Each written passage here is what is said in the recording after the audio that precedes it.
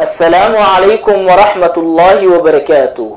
دمان أصحابتا كحرن جنال كينا وهليها أمدا سودة وادا هدي أد نقول عصب تاي سبسكرايب كتاوو أو جنباليل كنا ركومو أو كمد نقباه دا وهليها أمدا سيان سوى جرى سوى وهلسانو إذن كالله هدي أد هورين اللي جوبتينا لايك سار أو لولاك أصحاب تالا سيئي كل فايديستان كنا ديو فكر كايو في عن كنا سوقر قيبتو هو سيئي كومنتيالا ما السند kuna soo dhawow xikmado noloshaada wax ka bedeli doona. Saburku ma ahan ilaa waqtiga aad sugi karto, balse waa sida wanaagsan aad u dhaqmi karto inta aad sugayso. Marnaba hays oran way ka daaheen wixii aad sugaysay ama weligaa ma helaysid. Haddii ukunta banaanka laga jibiyo nolosheedii waa dhamaataa, haddii gudaha laga jibiyo noloshii waa u bilaabataa oo digaagad yar baa dhalataa. noloshaada iyo wax kastoo sareeya waxay ka bilowdaan gudaha. marnaba ha sugin wax banaanka kaaga yimaada in ay ku bedelaan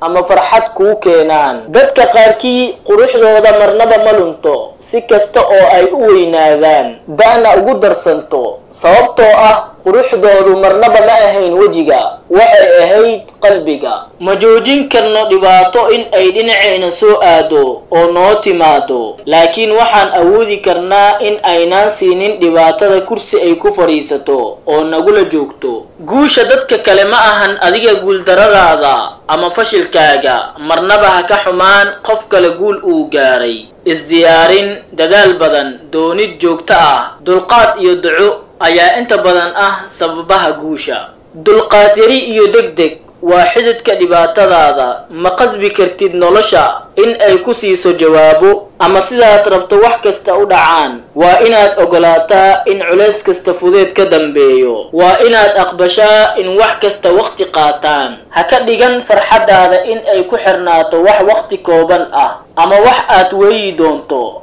alle raaligelintiisa ka raadso farxad, sababtoo ah isaga keliya ayaa baaqi ahaanaya.